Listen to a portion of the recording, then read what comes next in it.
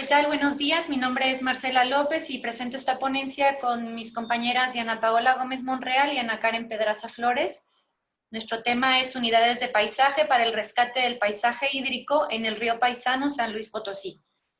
Cabe destacar que, bueno, este es un trabajo en curso que se ha visto pues un poco aletargado por la situación de COVID, entonces lo que vamos a presentar aquí pues es básicamente un avance de la recopilación de datos y algunos resultados preliminares. Lo que les voy a presentar hoy entonces está estructurado de esta manera. Primero entraré con algunos antecedentes, hablaré un poco de la teoría, los métodos y la estrategia metodológica que se siguió y algunos resultados preliminares. Y bueno, este trabajo entonces se enfoca en un río que atraviesa, cuya extensión principal atraviesa la ciudad de San Luis Potosí. Sabemos que los ríos en este contexto pues tienen una relación muy conflictiva, ¿no?, con el crecimiento urbano. En San Luis Potosí, por ejemplo, hemos visto un crecimiento de 3.5 veces entre 1960 y el año 2000, que cambió por completo los patrones de consumo del agua. En 1960, el 60% del agua provenía de fuentes superficiales y al 2000, más del 90% se consume del acuífero que está sobreexplotado. Los ríos en este contexto, pues, han visto a la ciudad darles la espalda. Ellos están contaminados, hay inseguridad, hay drenajes que se vierten en ellos. Y bueno, por lo tanto, pues los paradigmas dominantes como higienistas, pues han optado por soterrarlos, canalizarlos, pavimentarlos. Esto lo que hace es que borra del contexto urbano a los ríos como elementos naturales y los transforma en parte del entorno construido. Y esto trae consecuencias ecológicas y urbanas como inundaciones en áreas aledañas al cauce y en áreas que reciben las escorrentías, pérdida de diversidad también con potencial para disminuir las islas de calor en las ciudades, pueden ser también pulmones verdes y parques urbanos en las ciudades. Además, pues este tipo de intervenciones también disminuyen las oportunidades de infiltración del agua al manto freático, así como la captación y reuso de aguas para el abastecimiento urbano. Y bueno, finalmente también implica la pérdida de elementos de valor natural e histórico identitario. La transformación de los ríos refleja la forma en cómo, como sociedad, lidiamos con los paisajes hídricos, subordinando a la naturaleza en favor de intereses económicos y de crecimiento urbano.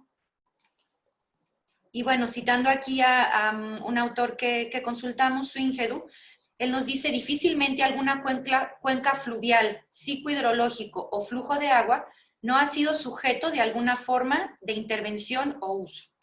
Entonces, bueno, aquí partimos también de la idea de que esta idea de paisajes naturales, pues en realidad es muy cuestionable, ¿no? Entendemos que nuestros parajes naturales funcionan bajo esta lógica urbana, aun y cuando pues aún conserven sus características ecológicas. El trabajo tiene, por tanto, por objetivo, pues, analizar las problemáticas que viven los ríos, así como la heterogeneidad de su territorio aledaño, en el caso del río Paisanos en específico, mediante su clasificación en unidades de paisaje.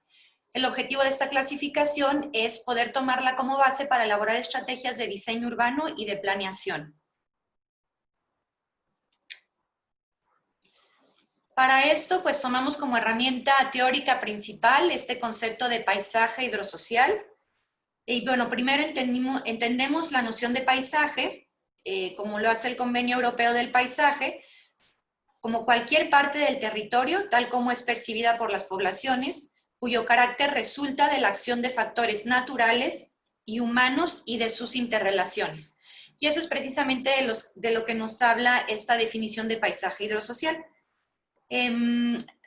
Esta pues contempla principalmente las dimensiones social y natural, y en este caso nosotros estamos abordando a la dimensión urbana como una que tamiza las relaciones entre estas dos, y pues nos enfocamos en los híbridos que surgen de estas relaciones, ¿no? De la misma forma en que el agua es socialmente transformada, pues la naturaleza también fomenta la construcción de identidad y moldea las ciudades en un proceso en el que agua y sociedad se hacen y rehacen mutuamente en el espacio y el tiempo. Y aquí estoy citando a Linton y Booth.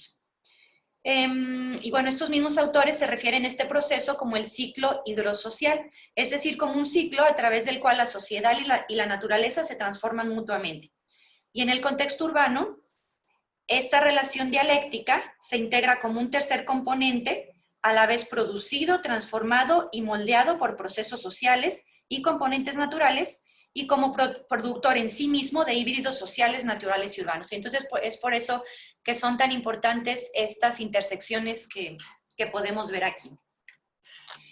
Suingedu nos dice, las condiciones geográficas son reconstruidas como resultado de un proceso de producción en el cual tanto la naturaleza como la sociedad se fusionan, de manera que se vuelven inseparables, produciendo un cuasi objeto híbrido e inquieto en el que prácticas materiales, simbólicas y de representación se encuentran amalgamadas.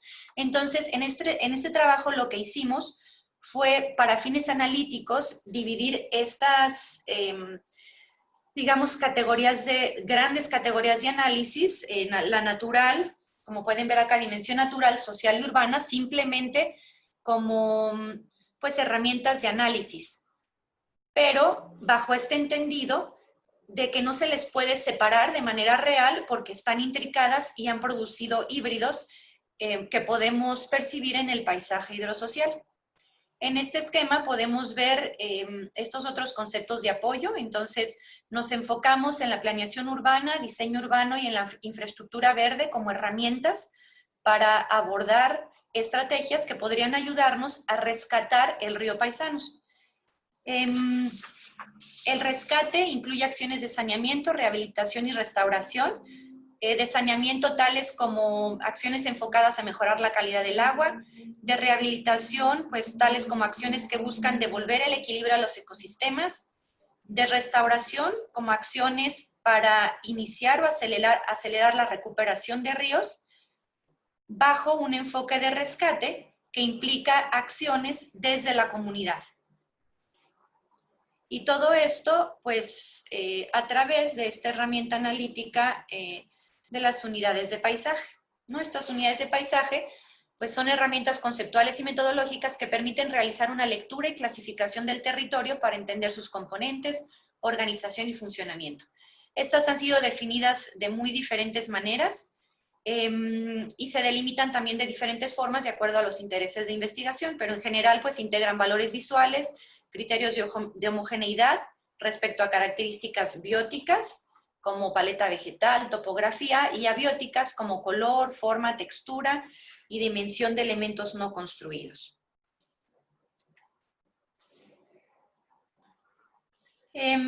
Como estrategia metodológica, llevamos a cabo estas 4 etapas, y bueno, ahorita nos encontramos, de hecho, en parte a la mitad de la etapa 2, ¿no? Empezamos con un análisis documental y cartográfico del río. En un momento les voy a hablar del caso. Hemos realizado trabajo de campo ya durante 2 años, pero enfocadas en una zona específica. En la tercera etapa, pues haremos la identificación y caracterización de estas unidades de paisaje, y al final el objetivo, pues, es poder emitir recomendaciones en materia de planeación urbana específicas para cada una de estas unidades de paisaje. Entre los trabajos, entre las herramientas de recolección de datos que hemos empleado en el trabajo de campo, pues se encuentran entrevistas, observación y mapeo, pero también hemos empleado métodos participativos. Las fotos que pueden ver aquí a la izquierda, pues hacen alusión a estos métodos. Hemos realizado transectos con personas de las comunidades de este tramo del cual les voy a hablar. Hemos realizado talleres de imaginarios en los que tanto niños como adultos han pintado y retratado la manera en cómo visualizan al río.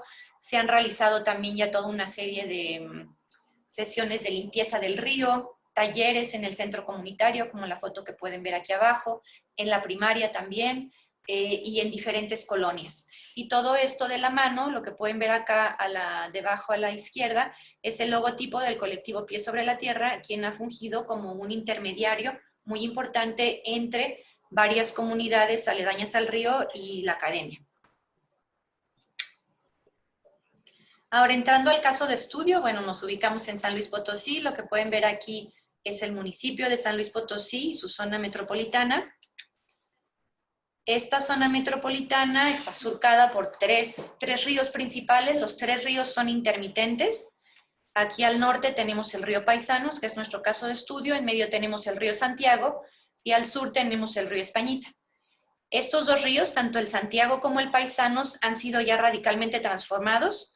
Ambos fueron pavimentados y soterrados, ¿no? Tienen colectores fluviales debajo de ellos. Parte del río Españita fue convertida en parque lineal, con una intervención también muy abrupta, ¿no? De pavimentación de todo el lecho. Y el río Paisanos es el único que se ha mantenido, digamos, en su estado pues, natural. Y esto se debe principalmente a que el río Paisanos está enclavado en una periferia pobre y desfavorecida de la ciudad y por lo tanto los intereses inmobiliarios pues no han sido todavía tan fuertes como para promover este tipo de transformaciones como sus otros dos homólogos. El río Paisanos tiene una extensión de poco menos de 9 kilómetros, inicia en el municipio aledaño de Mezquitic, como pueden ver en la parte de arriba, y se forma por la conjunción de tres afluentes principales y culmina, pues sí, principalmente en un relleno sanitario al norte, en el relleno municipal de Peñasco. Las transformaciones que han sufrido, bueno, al oeste se vierten en él ahora, como pueden ver aquí, no sé si se pueda ver la manita, pero bueno, estoy indicando aquí al norte, corriente de agua desecada por crecimiento urbano. El río Santiago recibe el excedente de agua de la presa San José y cuando estas aguas tienen que ser desfogadas, parte de ellas fueron canalizadas para que llegaran al río Paisanos. Esa fue una de las transformaciones. Otra de las transformaciones pues, fue un desvío en L, como pueden ver aquí, a 90 grados, para poder facilitar la construcción del ferrocarril de la vía México-Laredo. Y finalmente pues tiene una serie de pequeñas represas y canales, sobre todo en la zona poniente, que se enclava en un área agrícola, principalmente agrícola. Es un río intermitente, cabe destacar, solamente tiene un pequeño ojo de agua en donde casi siempre corre o está estancada, pero la mayor parte del año está seco. Entonces, entre los resultados preliminares que encontramos, como les comenté, estos fueron estructurados de acuerdo a las tres categorías, contexto natural, urbano y social, de manera un poco artificial, pero con el fin de al final, pues traslapar estas capas y empezar a realizar una lectura del territorio a través de este traslape. Bueno, nosotros partimos de la hipótesis de la expectativa de encontrar estos tres tipos de unidades de paisajes rurales, rururbanas y unidades urbanas, ¿no? Las unidades urbanas, pensamos nosotros que se van a subdividir o se van a caracterizar principalmente por un nivel alto de marginación, las urbanas, perdón, contrastes urbanos, entonces por un nivel menor de marginación, contrastes urbanos, presencia de contaminantes y de elementos constructivos que le dan la espalda al río, como bardas, con algunas fachadas fluviales, así como presencia de parches verdes, pero intermitentes. Las unidades rurales, pensamos que se van a caracterizar por usos de suelo agrícola, parches de vegetación e infraestructura de captación y canalización, y las unidades rururbanas por transiciones rurales a urbanas con elementos tanto bióticos como abióticos. En el caso empezamos a hacer un piloto en este tramo entre Pánfilo Natera y Avenida del Sauce. Se encuentra en la zona de unidades urbanas con la idea pues de comenzar el estudio en esta sección y después irlo extendiendo al resto del río. En la dimensión natural, entonces, lo que pudimos encontrar, a ver, voy a mover esto, me está echando mosca. Ahí está. Entonces, dentro del entorno natural, lo que encontramos es presencia de agua, pero solamente en este tramo marcado como azul. Encontramos 29 especies animales. Trabajamos aquí con un colectivo de avistamiento de aves que nos ayudó a hacer el levantamiento de aves principalmente. 30 especies vegetales, trabajamos aquí también con un colega biólogo, principalmente pues especies nativas como mezquite, encontramos algunas especies también características de ríos como álamos, pastos y algunas introducidas como pirules. Ok, 15 minutos, muy bien. Encontramos también algunos parches verdes marcados en esta zona y después áreas muy erosionadas, sobre todo al poniente. Encontramos también diversos puntos en donde se verten los drenajes de las colonias, en los puntos grises, escombro. También cabe destacar que, bueno, como hay poca vigilancia en esta zona, hay carretoneros que vienen a lanzar sus escombros en esta parte. Y también encontramos presencia de residuos sólidos en diferentes puntos. Y en un momento voy a hablar de, de algunas conclusiones con respecto a esto. En la dimensión urbana lo que encontramos pues, son actividades rurales, sobre todo en los extremos de las zonas. En esta parte tenemos una colonia llamada Angostura y aquí un rancho La Cruz, que bueno, ya fue integrado a la mancha urbana. Por lo tanto, tenemos grandes contrastes en estas zonas, porque también pues, se han ido desarrollando parches de vivienda social, que es lo que pueden ver aquí en clarito, ¿no? En tanto al norte y al sur del río, encontramos parches de diferentes, y como podemos ver aquí en esta fotografía de muros, algunos de estos desarrollos le dan la espalda por completo al río a través de estos muros. En algunos otros lo que ha sucedido es que las áreas de donación pues han quedado aledañas al río y poco a poco se han ido incorporando canchas y áreas de recreación que quedan aledañas al río en los mejores casos, y en los otros pues estas áreas de equipamiento simplemente han quedado baldías y pues ofrecen también una cara un poco áspera al río. Hay invasión de bordes también en varias zonas, sobre todo en la poniente, con estos muros ciegos que pueden ver en doble línea. Hay algunos puentes, y estos puentes pues también son puntos muy importantes porque conectan al río de uno y otro lado. Encontramos algunas veredas también. Este río en general, pues como muchos otros, ha servido como borde más que como conector urbano, por lo tanto, pues estrategias de sutura son muy importantes.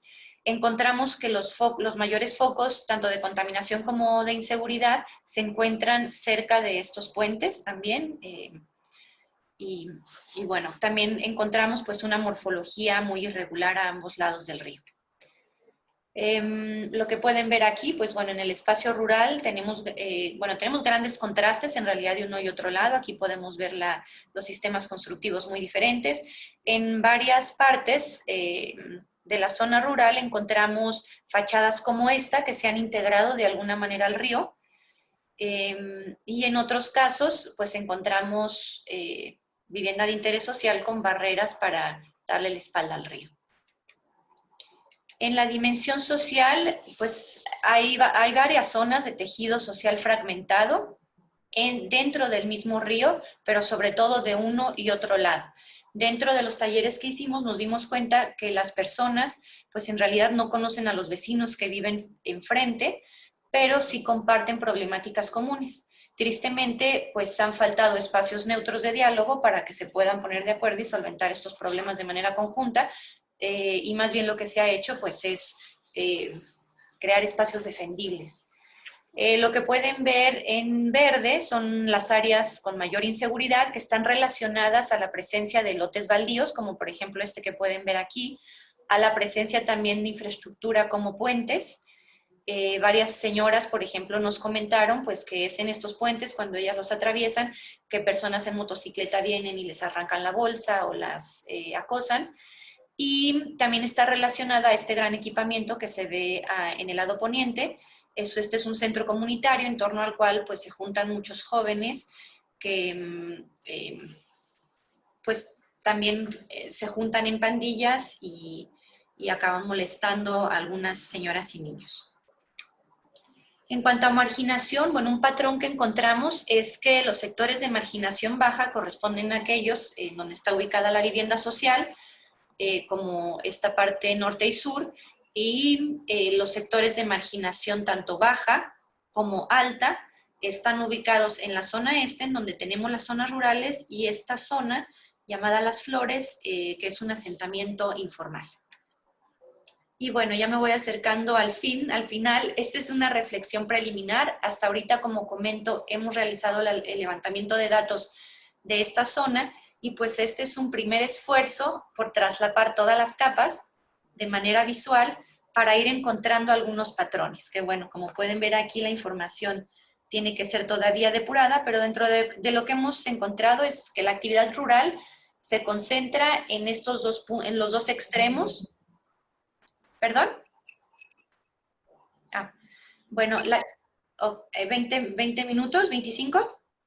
No, 20 minutos. 20 minutos. Quedan 10. Ah, perfecto. Estoy por cerrar para Muy dar bien. lugar a preguntas y respuestas. Entonces, la actividad rural se concentra en estos dos polos, en estos dos extremos, y por lo tanto los contrastes urbanos pues también están muy marcados en estas zonas, a uno y otro lado del río, mientras que al norte, por ejemplo, del lado izquierdo tenemos Angostura, una comunidad rural. Al sur tenemos dos desarrollos de vivienda social llamados San Angelín y Rinconadas, y lo mismo sucede en el otro extremo. Las fachadas pluviales, o sea, que dan la cara, digamos, al río, pues se concentran en Rancho La Cruz, que es el asentamiento más antiguo de la zona. Por lo tanto, también vemos aquí una relación diferente al río, a la que, por ejemplo, ahorita se está presentando en los desarrollos de vivienda social. Encontramos que la mayor parte de los muros se encuentran en estos desarrollos y nuevas construcciones.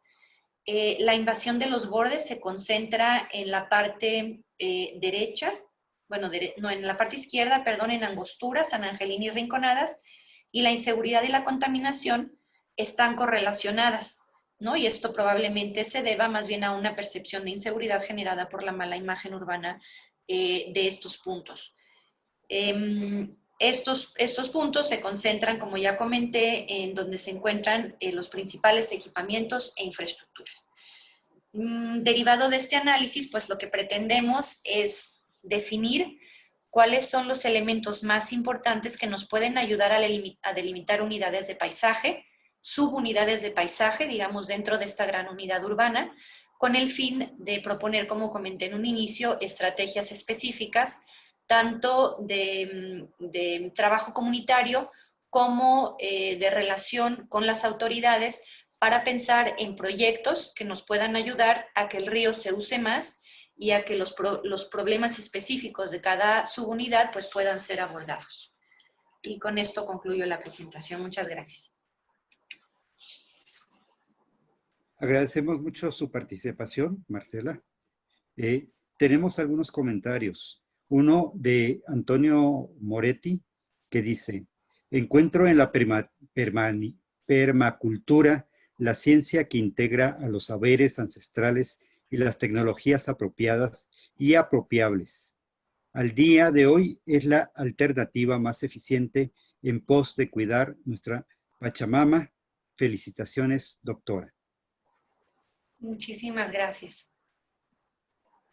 Y de la ponencia anterior no dimos oportunidad porque se escribió unos segundos antes del tiempo, a leer el comentario de Adriana Camaño, que dice: todas las civilizaciones antiguas veneraron a la naturaleza entera. Agua, plantas y animales formaron parte del patrimonio cultural y se movían en un ámbito de ética. Quizá guste usted hacer algún comentario al respecto. Pues bueno, lo que vemos aquí en este río, pues sí, es que estas comunidades de tradición y práctica rural, ¿no? Y agrícola y ganadera, pues son en las que se puede percibir una relación mucho más directa al río, en relación a los desarrollos de vivienda social, por ejemplo, que están ahorita creciendo. Entonces, encontramos sistemas, como pudimos ver en la presentación pasada, para canalizar el agua hacia zonas agrícolas, para retenerla. Incluso, pues hay zonas también en las que esta se filtra. Sin embargo, pues poco a poco, también a través de las narrativas de las personas que viven en torno al río, podemos entender cómo a través del tiempo esta relación social e identitaria ha ido cambiando. Las personas nos cuentan, hay jóvenes que nos cuentan que cuando ellos eran pequeños iban a nadar al río, se bañaban en él, había más agua también, y ahora ya no lo hacen. Entonces, parte de lo que queremos nosotros hacer con este trabajo, pues es principalmente trabajar en esta reconexión social, urbana y natural, ¿no? Para que este paisaje hídrico pues pueda retroalimentarse de estas tres dimensiones. ¿Será que puede usted, por favor, bajar un poco su pantalla para verla mejor? Muchas gracias.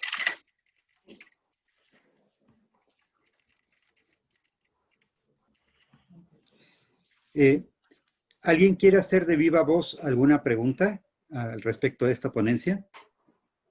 Arturo García, adelante, por favor. Quizá nuestros amigos le activen su micrófono, aunque él puede hacerlo por sí mismo.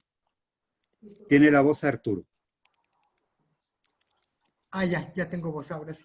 Gracias. Hola Marcela. Me quedaron dos dudas. La presentación está muy interesante. Me llama mucho la atención el tema de las unidades de paisaje, pero no me quedó muy claro. Entonces tengo dos preguntitas. Una es, ¿cómo quedan las unidades de paisaje? Entiendo que va a haber como igual un plano donde se van a expresar la distribución, digamos, de las unidades que resulten, pero yo todavía no las vi. Entonces me interesa saber cómo se van a integrar, como qué criterios principales son los que se van a tomar en cuenta para diferenciar estas unidades. Esa es una. Y la otra era, bueno, no sé si están considerando en los trabajos que hacen con la comunidad, pues evaluar el tipo y la intensidad de los impactos que las colonias, o no sé cómo sea, o las distintas unidades de paisaje, ¿no? Cómo impactan, digamos, a lo que es la sustentabilidad, ¿no? el desarrollo, la funcionalidad del sistema hídrico. Nada más. Ajá, muy bien, muchas gracias por tus preguntas. Mira, en realidad las unidades de paisaje no las viste porque no están definidas todavía. Es un trabajo que está en curso y por lo tanto ahorita pues estamos en esta etapa de recolección de datos que se vio, como comenté, mermada por la pandemia y por lo tanto todavía no están definidas. Ahorita, digamos que a muy grandes rasgos, como se puede ver aquí en la diapositiva, pues dividimos el río en estas tres unidades, pero como te comento, a muy grandes rasgos, y lo que hicimos pues fue enfocarnos por ahorita en las unidades urbanas para entonces de allí poder entender las particularidades de este tramo del río para poder subdividir en unidades de paisaje urbanas ya mucho más específicas, que compartan características relacionadas a este concepto teórico del paisaje hidrosocial, ¿no? Aquí está. Entonces, por lo tanto, pues los criterios que adoptamos están relacionados a estas dimensiones y son, pues, estas temáticas, digamos, que se mostraron acá en estas diapositivas, ¿no? Entonces, estas fueron, de cierta manera, nuestras categorías analíticas de forma más específica que utilizamos para hacer el análisis y para entender cuáles de ellas son más relevantes y nos van a ayudar a definir estas unidades de paisaje.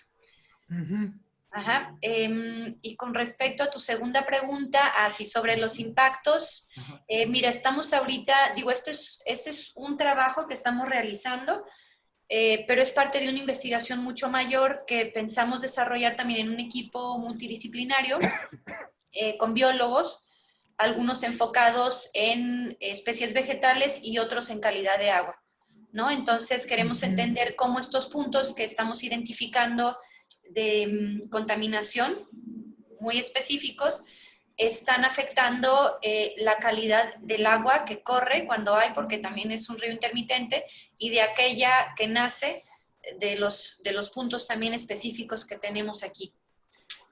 Estamos también abordando cuestiones como la erosión, por ejemplo, la deforestación en algunas zonas y la erosión, y pues los contaminantes de resultados de residuos sólidos.